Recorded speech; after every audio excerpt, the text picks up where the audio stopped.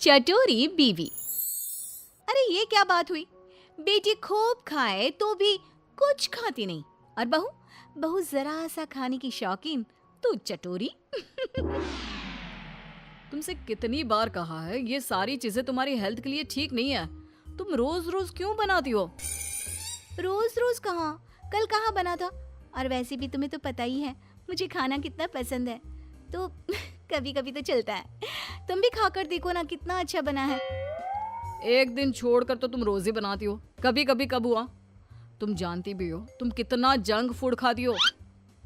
ये junk food कहाँ है, इसे मैं घर पर बनाती हूँ। तुमको नहीं खाना तो मत खाओ, लेकिन मुझे तो शांति से खाने दो। और ये भाषण ना तुम अपने कॉलेज में जाकर दिया करो, यहाँ नहीं। अब इस भूखी औरत को कौन समझाए कि मैं जो बोल रहा हूँ इसकी भलाई के लिए बोल रहा हूँ, ना कि अपने लिए।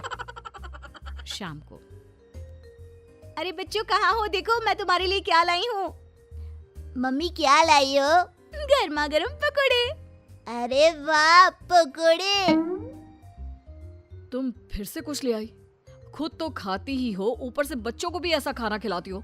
दोनों माँ बेटे का साइज बिल्कुल एक जैसा है। मम्मी देखो ना, पापा मुझे मोटा बोल रहे हैं? कैसे बाप हो तुम? कोई अपने लड्डू जैसे गोल मटोल बेटे को मोटा बोलता है क्या? लड्डू? ये लड्डू नहीं कद्दू है।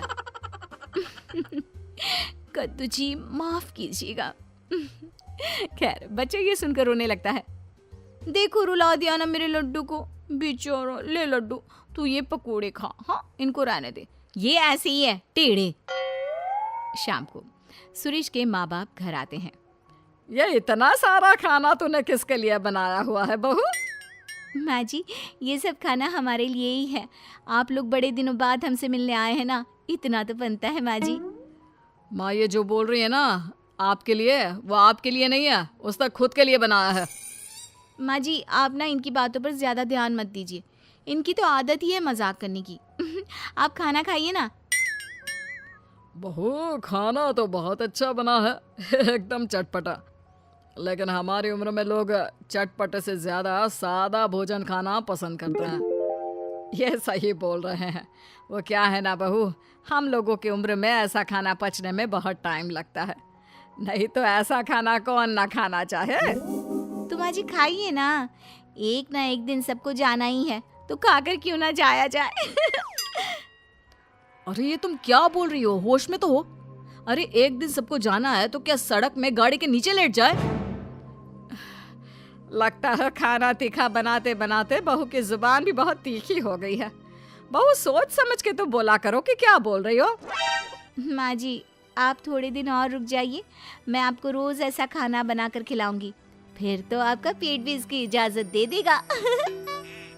बेटा लड़का है, बहू ऐसा खाना खिलाकर मेरा पत्ता जल्दी काटने का सोच रही है। भगवान बचाए ऐसे बहू से।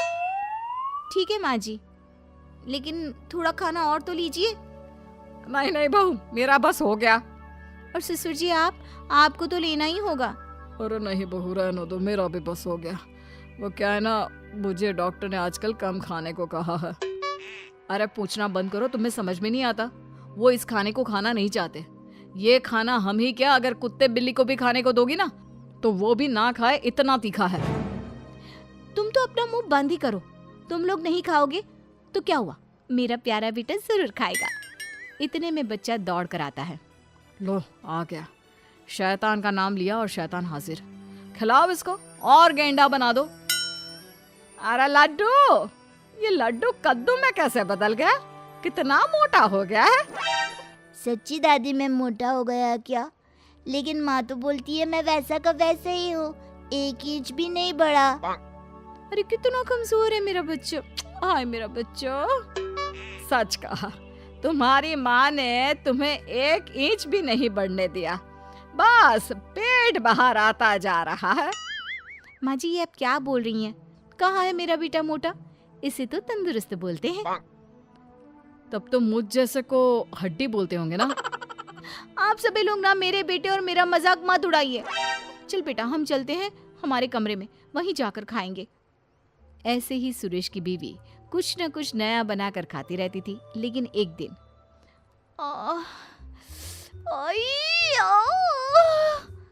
क्या हुआ? क्यों नाटक कर रही हो? अगर तुम मेरा ध्यान अपनी तरफ खींचने के लिए ये सब कर रही हो तो नहीं जी, मुझे सच्ची में बहुत दर्द हो रहा है। इतना दर्द जैसे पेट में आग लग गई हो। क्या सच्ची में? क्या खाया था? आग पेट में लग गई? कैसे? मैं दर्द से परेशान हूँ और आपको मजाक लग रहा है। मैं ये दर्द नहीं सह पाऊंगी। मुझे डॉक्टर के पास ले चलिए प्लीज। पागल, डॉक्टर के पास नहीं, तुझे तो किसी खाने के ठेले में खड़ा कर देते हैं। क्यों? वहीं जाकर तुम ठीक हो जाओगी। सुरेश अपनी बीवी को पास के हॉस्पिटल ले जाता है और उसे दिखाता है। डॉक्टर जी, क्या हुआ है? मेरी बीवी को ऐसा क्यों लगता है जैसे उसके पेट में आग लगी है? कहीं ये... पति डर सा जाता है, लेकिन तभी अरे नहीं नहीं, कुछ नहीं। वो क्या है ना, लगता है आपकी बीवी कुछ ज़्यादा ही तीखा खाना खाती है। अब आजकल की औरतें कहाँ ऐसा खाना खाती हैं, लेकिन अब इसी के कारण इनके पेट में इन्फेक्शन हो गया है। अच्छा, तो डॉक्टर ये इन्फेक्शन सही कैसे होगा? ये तो तीखा खाना छोड़ ही नहीं सकती। नहीं छोड़ सकती तो क्या होता है? अरे भैया, इनको तीखा और बाहर का खाना बंद करना ही होगा, नहीं तो ये इन्फेक्शन फैल गया तो अच्छा नहीं है। इसका ऑपरेशन करना पड़ेगा। फिर तो ये गजब सा फिगर है ना भाभी जी का वो अम्मी जी जैसा हो जाएगा। बाकी भाभी जी की मर्जी। नहीं नहीं, मैं मोटी आंटी जैसी नहीं बनना चाहती। पर डॉक्टर साहब, अच्छा मैं ये सब खाना छोड़ दूंगी। पति डॉक्टर को देखता है और फिर तुमने सुना डॉक्टर की बात? तुमसे कितनी बार कहा मैंने, लेकिन तुम नहीं मानी। अब कर दी ना अपनी तबीयत खराब। और खाओ तीखा चटपटा खाना। तुम अब चिढ़ाओ मत मुझे। अच्छा तुम ये डॉक्टर से पूछ कर आओ ना कि हफ्ते में 1 दिन खा सकते हैं क्या। उस वक्त तो डर के मैंने बोल दिया था, लेकिन अब मुझे मुश्किल लग रहा है। यहाँ जान पर बनाई है और इसको खाने की पड़ी है। अभी भी आधी रात को मेरी नींद खराब कर तुमको अपने खाने की चिंता हो रही है। यार कुछ तो सुधर जाओ। तभी सास बच्चे को लेकर आती है। बेटा, ये छोटू भी पता नहीं क्यों पेट पकड़ कर बैठा है, जरा देख ले। अभी से क्या हो गया? माँ, मुझे तो डर लग रहा है कि कहीं इन दोनों का ही ऑपरेशन ना करवाना पड़ जाए। अरे पर तू पैसे कहाँ से लाएगा? वैसे बहू के गहने हैं ना, उसे बेच सकते हैं हम। नहीं नहीं, मेरे गहनों की ओर ना देखना।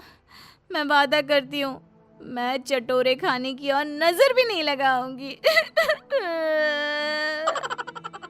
मम्मी, ये आप क्या कह रही हो? हाँ बेटा, मेरी गलती है कि मैंने इतना चटोरा तुझे बना दिया। मुझे माफ कर दे।